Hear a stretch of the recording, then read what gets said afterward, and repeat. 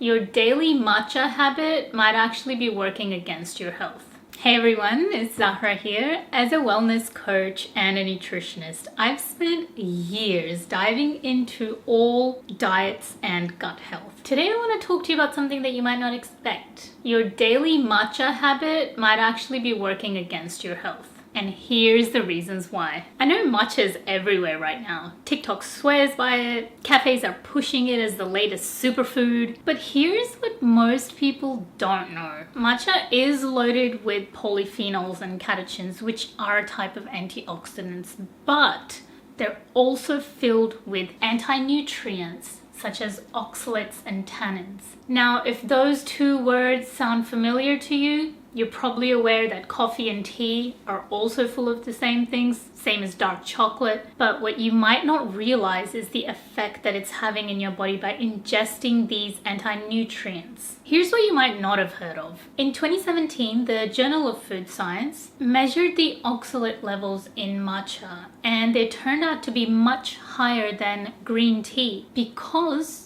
you're actually consuming the whole leaf powder. So you're consuming much larger amounts compared to if you were just brewing a green tea. And I get it. I've got matcha in my cupboard as well. And I'd be lying if I said I've never gotten a matcha before. But what are these anti-nutrients actually doing to your body? Oxalates and tannins are famous for absorbing and binding to certain minerals in your body. These minerals could be something that a food that you ingested alongside the matcha, or it could be something that's already present in your body, in your bones and tissues. They get leached out by these oxalates and tannins. So by consuming matcha, you're actually depleting your body of certain minerals. What minerals, you might ask? 3 minerals that as a woman, you definitely do not want to be deficient in. Namely iron, magnesium, and calcium. The reason it's so important for women is because it's not just to do with hormonal health. But if you have low iron, some of the symptoms include low mood,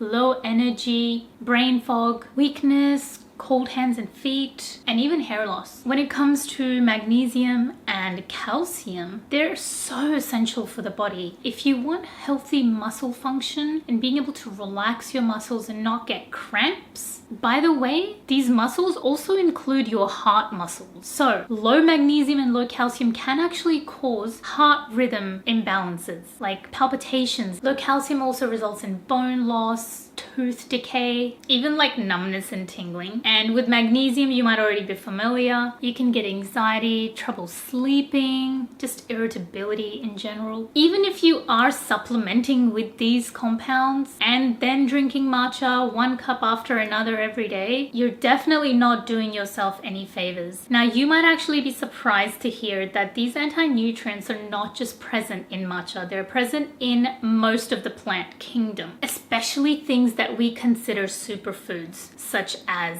kale, broccoli, even your precious spirulina.